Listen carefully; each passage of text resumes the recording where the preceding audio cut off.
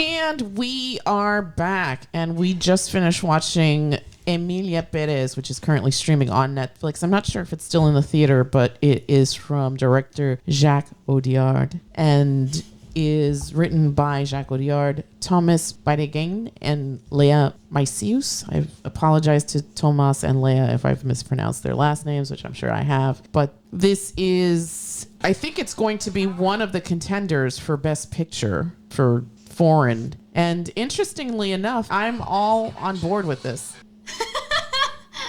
What is going on? I don't know. I keep hitting the wrong thing on my phone. Turn your volume down. Yes, that's what I should have done. Thanks, G.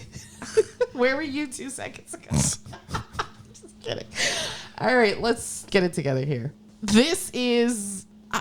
it's a movie to me that defies explanation because it is so out there. The subject matter is crazy. The way that the story is told is nutty, but it all works. It is a carnival of color and sound and just these bigger than life characters. And at the core of it, I feel like, even though this movie is called EMILIA PÉREZ, I feel like Rita, this is Rita's story. Because Rita, you start the story from Rita's point of view. And you sort of end the story from Rita's point of view when the children come to the house. I mean, there's that little song at the end where Epifania is in it, but it still felt very much like Rita's story. This is a point in her life where she goes on this journey with another person through good and bad times and how things, I guess, happen. I don't want to give too much away because I really, really feel like this is a film that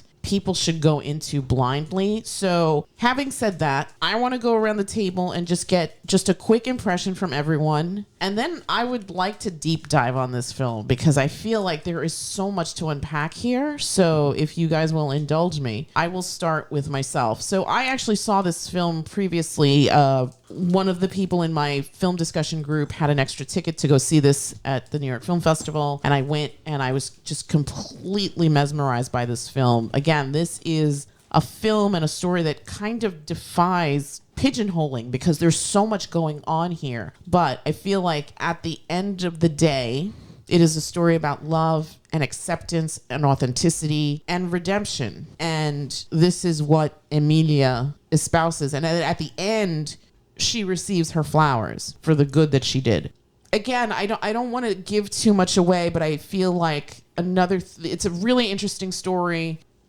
Why don't we just, like I said, give initial impressions, and then afterwards we'll say, okay, we're going to spoil this thing. Okay. All right. But I not to spoil it, but I just want to highlight all the actresses. Not that the actor, Edgar Ramirez, isn't great as Gustavo, but he's such a minor part of this film. I feel like the women of this world make this story. So shout out to Zoe Saldana as Rita.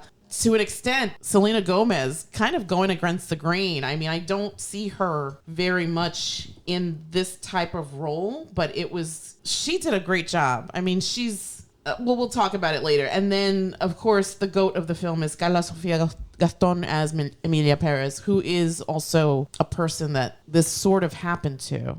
Because in a way, yeah, and watching it again now, I still am so enamored of this film. I think Jacques Audiard does a really great job here.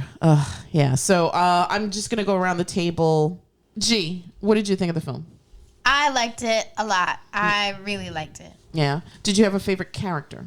I don't know who I would choose between Rita or Emilia. Okay. I like them both. I mean, they're both great characters. Why did you like this movie? I just like the story. Like, when we first started, I was really annoyed because the movie was like 2 hours, but it didn't feel like 2 hours. And I went in the movie like really like annoyed, so I thought I was going to be like, oh, I'm just like not going to like it.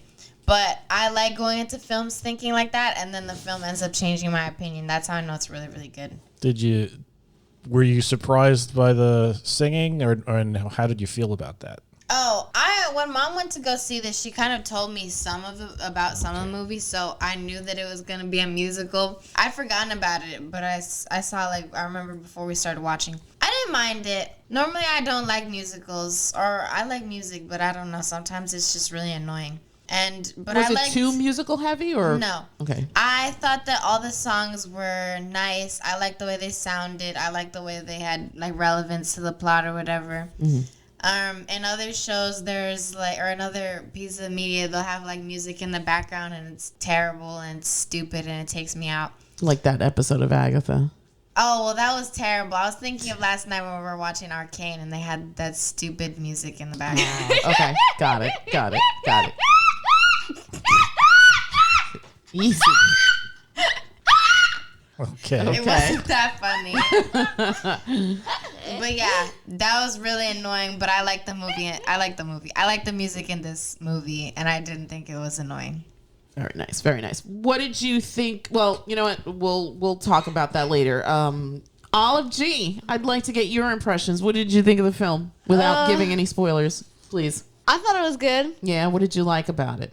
I like the story and like the characters and stuff like that. I liked Rita and Emilia Equally as well, yeah. I think they're both very much. Although I still feel, even though it's named Emilia Perez, I feel like it's still Rita's film. I would agree with that. Yeah, but I think that she's only going to get a supporting actress nomination, which, whatever. What did you think about the film? I know that you don't typically like musicals. I don't.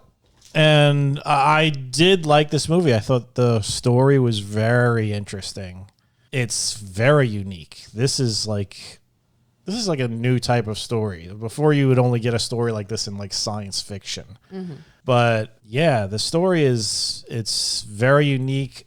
The presentation of it, obviously, it's a strange film because there is this kind of story. It's filmed the way it's filmed. Very, very nice. Very, very cinematic. But it also has singing in it. And the song... And it's a foreign language. And it is in a foreign language. Everything's in Spanish. There's very little English in it. I guess as a non-native Spanish-speaking person, it was a bit of a detriment trying to follow along with the songs while reading the lyrics because they are very relevant to the plot. Yeah.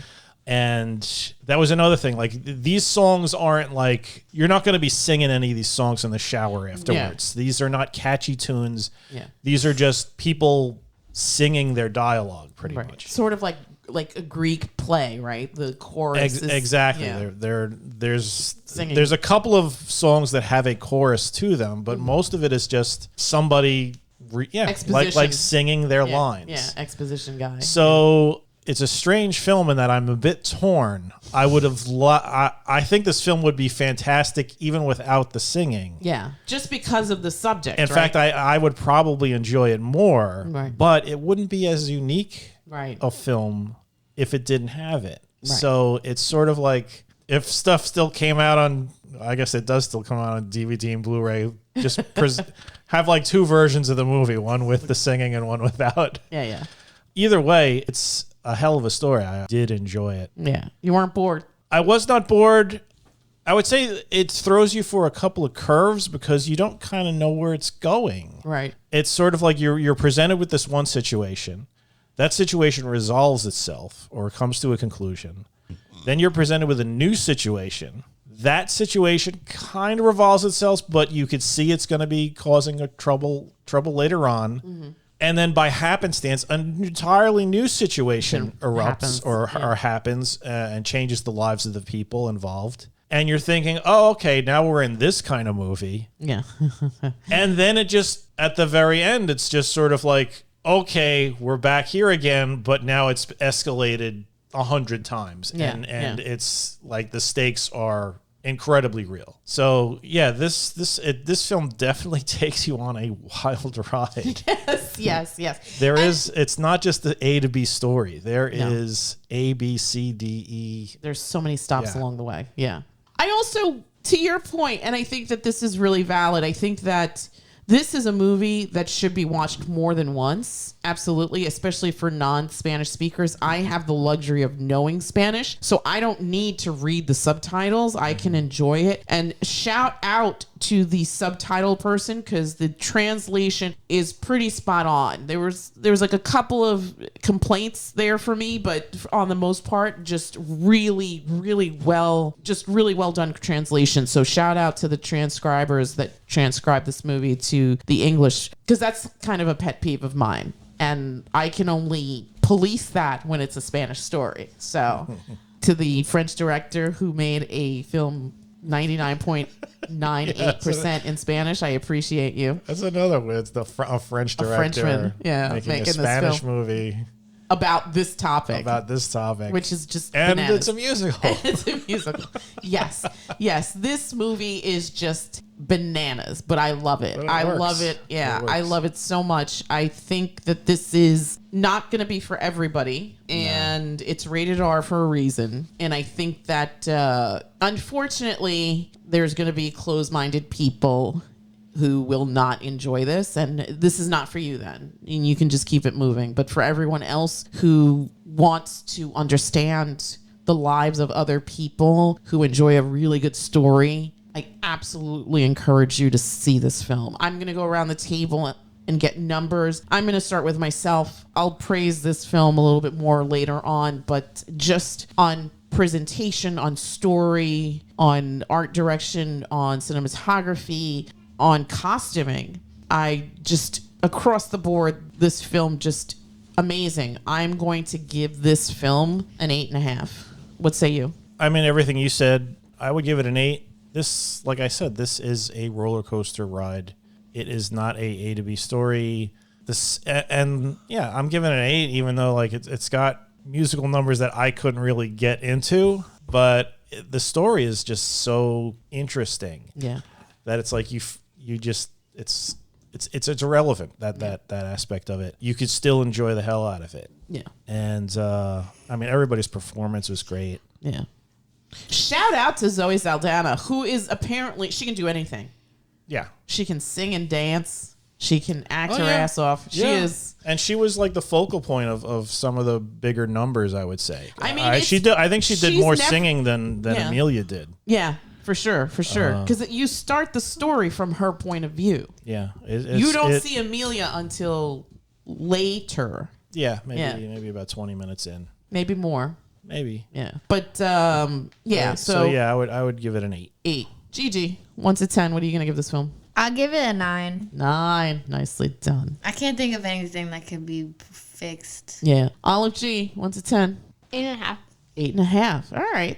8, 8.5, 8.5, and a 9. Absolutely. Run, do not walk, and check out Emilia Perez, currently streaming on Netflix. It might still be in the theater. I do appreciate it, having seen this on a large screen. I think it is just absolutely gorgeous. There's so much color and so much life. And it's kind of interesting because there are some pretty dark topics touched upon in this film. So to see this mosaic of just candy colors all over the place, it very much reminded me of Spanish culture. It's very loud. It's very vibrant. It's very in your face. So I guess right now we're going to deep dive. I'm going to start with the kids first, only because I'm going to let them go after they have said what they want to say. If you don't want spoilers, yes, we will bid you all a good night. Yes. We're going to ask the kids really quickly. I'm going to start with you, Olive. Olive, did you feel like Manitas, the character of Manitas, deserved a second chance? Yeah. Why? Well, he was not a nice person. Yeah, but like he never wanted to live that life. So, He did not. I felt bad for him because like he was kind of like forced into that position. That's true. What did you think of Emilia? I thought they were good. Like they were a good character. You can say she. Yeah. Because she identifies as she, so. Yeah. I know some people, it could be a different pronoun, but Emilia Perez identifies as she. I liked her. I liked her character. And I liked the fact that like she was actually like helping like people who like lost their loved ones, so like drug cartels and stuff like that.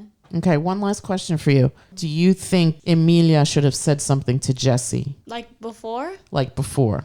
Should she have been more upfront with Jesse than she was? Yeah, I think she should have. Yeah, because I think that if she had been, the story wouldn't have gone in that direction. Yeah, no. If she had been more upfront, then like they probably wouldn't have died. Right. Yes, we're gonna spoil it now. So yes, correct. All right, I'm going to ask you now, G. What did you think of the story of redemption of Emilia Perez?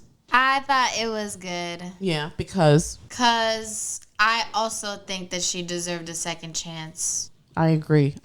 What did you think of when, prior to becoming Emilia, right, when Manito said he always knew that he was different, that he didn't want this life, but this is what was presented to him, and that in times he often thought about killing himself. What did you think of that? That's why I think he deserved a second chance, because he said he was like, it wouldn't be fair to leave without living the life that he wanted to live. Right. So now, as Emilia, this person has become their most authentic self. And it made him, I feel like it made him a better person too. Because Emilia, in that moment when they met the mother of that boy that had disappeared, like she says, when she hugged me, she felt like she loved herself for the first time. Right. Because now she's her authentic self, and now she's using that to help people. And I think it's very prevalent in our culture, in Spanish culture, and as women, right? We're of service. We feel good when we do good for others. And I think that because Emilia in her previous life had been such a hardcore bitch and just a bad person, that this was a way of redeeming herself. Question for you. Do you think Manitos really loved Jesse? Maybe. I don't know. It's kind of hard to tell. He had a weird life. I think he says as much at the end. Yeah, that's what I'm thinking. But then the time that Jesse comes home from hanging out with Gustavo and they're talking, and Jesse says something changed, and she said for him that she loved him like crazy, but because he pushed her away, because he was starting his treatments, right? Because he pushed her away, she went to find solace elsewhere. But I don't know if starting treatment meant that he stopped loving her. Maybe he just felt she was a part of his life that he wanted to put behind him, and he was starting to like distance himself from it. Kind of, in a way, right? Possibly, but he still had children with her. He had history with her. Yeah. He preferred her to the sister, because remember he says, I was dating your sister, but you were the one my eyes followed you. You were the one, and you were the one that Manitos married. I mean, I think in the beginning when he wanted to transition, it was like all consuming to the point where he believed, I think he genuinely believed, I could separate myself from these people, my wife and children. Right. And then after 4 years, it was like he realized, no, I can't. I want my kids. I can't. He said she couldn't live without them. Right, but she said her children. Yeah. Did she include Jesse? Because I think with Jesse, I think she realized that it's not going to work out with Jesse. Right. I don't think Jesse's going to be into this, basically. But I wonder if Emilia had been honest with Jesse, would Jesse, because at the end, Jesse tries to protect Emilia. But she doesn't call her Emilia. She says, my husband, Manitas, is in the trunk. Right. Yeah. Because to her, I guess that would always be that person. I don't think she would be like, all right, well, now we're a couple again. Right. It's not going to work out like that. I don't think that would have happened. That love is gone. Right. I think I agree with you. I don't think that would have happened, but they could have co-parented. Yeah, they could have co-parented. Oh, okay. And it felt like Emilia's relationship with Rita was the most pure and the most honest, because Rita knew all about Emilia. Yeah. Yeah. She even said, Epifania is like, she says that you made her smarter and more generous. Right. And it was funny because that scene, she's like, what did she say about me? Like, what did she tell you? She got scared. Well, I mean, there's always the fear that Manitas is still in there. Or the secret of Emilia comes out. Yeah, that, but I also mean, it's still the same person. I mean, you could you're so much different now. You're so much different.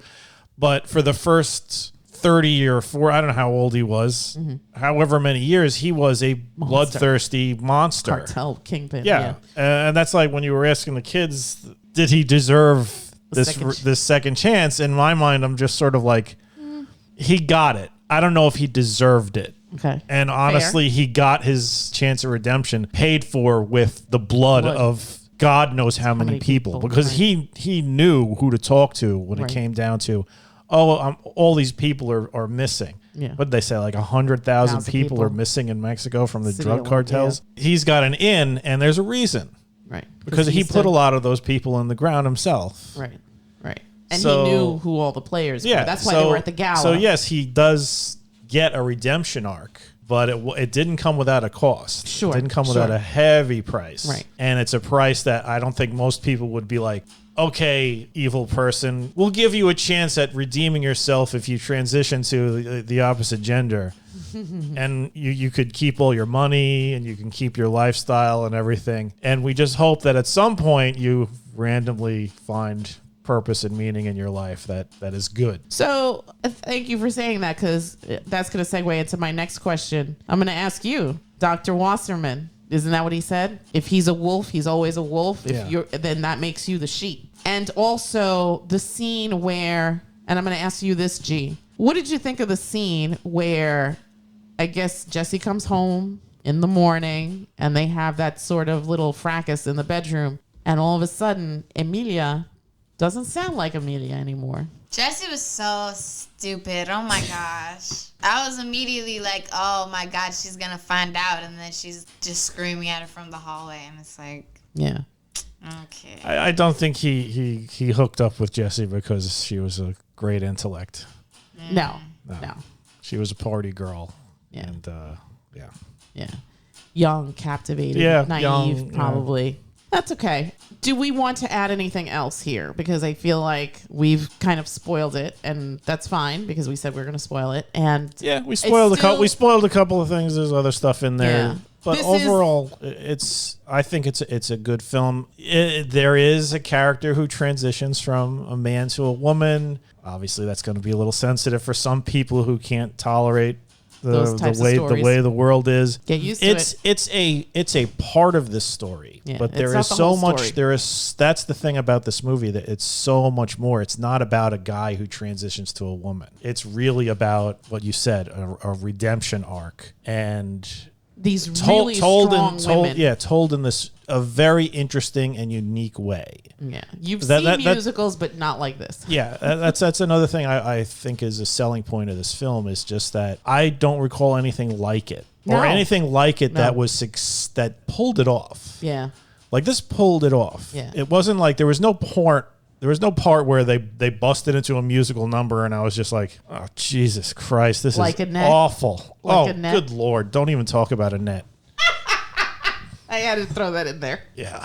Oh, that was. I think we watched 12 minutes of it and we're like, we had to shut that off because it was just.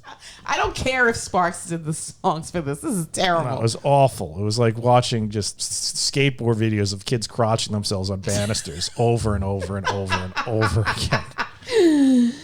Yeah, and again, this is the story of strong women just thriving and surviving, basically, just getting to the next day. I think Zoe Saldana does such an amazing job here. She is luminescent from frame one. She is this haggard, lawyer who just gets awful people off all the time, and she's wondering what the hell she's doing with her life, and then she's presented with this opportunity to become rich. Yeah. And she takes it with both hands, and in doing so changes the trajectory of her story as well as Emilia's, because these two women come together and become this good in the world through their relationship and through the money and the resources that Emilia has. They start this foundation called the Little Light, La Lucecita, that helps these people get closure over the bad things that have happened in their lives and their missing loved ones. You have the story. Gee, really quick, what did you think of Epifania? I liked her. What did you think of how those two meet, her and Emilia? I liked that scene a lot. I was really scared at the beginning of it. I was too. But I liked the way it played out. I thought it was cute. It was great. It was great. Really stellar performances by all the actresses. Academy voters, please just give these people their flowers. They absolutely deserve it. I don't know what's going to get released in this month and next month, but I think that this is such a high point of filmmaking, of storytelling. If you have not seen it, I absolutely urge you to check out Emilia Perez. So I wanted to ask another question of everyone here at the table. Manitas becomes Emilia. Emilia is now living her most authentic life. I'm going to start with you. Do you think that Emilia's relationship with Epifania is more authentic than the relationship with Jesse? I mean, we don't really see how his relationship with Jesse begins, but We hear about it. you hear about it. But, Towards the end, you hear about the beginning of their relationship. But based just on the fact that they're older, they're different, and neither of them has like a position of extreme power over the other, I would probably say that a relationship with Epifania is more genuine. Really? Interesting. Yeah, because, I mean, even Jesse even says it at one point. Eventually, he'd get tired of me, replace me with someone younger, and I would be fed to a bunch of dogs or something like that. Right. So, Didn't she say that she was like, oh, if you found me cheating oh, yeah, that with too. Gustavo? But, okay, thank you for pointing that out, G. Do you think that obviously Jessie was with Gustavo before she goes to Switzerland, right? Yeah, she says so. So she wasn't completely faithful to Manitas. But she even says when she's having that conversation with Emilia in the kitchen, when she comes home late that night, she says that her husband kind of pushes her away. I'm assuming it's because he had started treatments. Yeah, I And think that's she thought something- it was because he found another woman or something like that. So it was kind of interesting because even though Manitos became Emilia, it felt like he still had a soft spot for Jesse. Although when Jesse comes back with the boys to Mexico City, Emilia says to her, "Oh, we'll be like sisters or something." Yeah. But then she takes up with Epifania. So it was still in her to be with, I guess, other women. But why do you think in that instance... I'm going to ask you, G. And there's no right or wrong answer here, just your interpretation of the story. Why do you think that whatever love Emilia had for Jesse was no longer there, but it was for someone else? Why do you think that would be? Maybe because Jesse was a part of her life before and she had completely shed that life. As Manitas, she was Jesse's husband. But as Emilia, she was the distant cousin of Manitas. So Right. she wasn't Manitas anymore. Right. That's, that makes sense, right? Mm-hmm. Olive G, what do you think? I want to go back to the question that I asked previously. Do you think that because Emilia becomes Emilia, is she her most authentic self at that point? Is this the person that she was always meant to be? Again, there's no right or wrong answer. Just from watching the film, how you would interpret that. Do you think that this is the most authentic self that Emilia is? Yeah. Yeah. You want to elaborate a little bit more? Or just yeah? No, just yeah. Okay, never mind. I think it's important to talk about authenticity, especially we've just had someone elected into office who represents the trans community. And I think that to be that honest, I guess, with yourself, to realize that maybe something just doesn't feel right or that it's different, I think that takes a lot of courage. And I think that for the people that have gone down this road, I think that should be celebrated. And I think that those stories should be told. And I love that this filmmaker takes this story and just upends it, because there's so much going on here, and it's messy and it's layered, much like life. There isn't, I think you had previously said that it's not like going from point A to point B. There's just so many different things here, right? Yeah. So I think that that's super, super important. And I think that we should definitely shout those stories out, highlight them, encourage more filmmakers to make these stories. I think that I read this superficially. I didn't deep dive on this, but there seems to be some kind of controversy surrounding this film about the representation of trans and how they're very just stereotypical tropes and whatever. I can't speak to that because I don't know, but I still think that there's value here. And I think that as someone who's not a trans person, I want to be educated. In the year of our Lord 2024, there's no reason for me to be ignorant. And I appreciate hearing these types of stories because I think that it opens a door to stories that I'm unfamiliar with, to experiences that I don't know anything about, and to people that may be within my periphery, but I don't know them yet because I don't know their stories. So I want to shout out the director for making this really lovely, really interesting storytelling experience.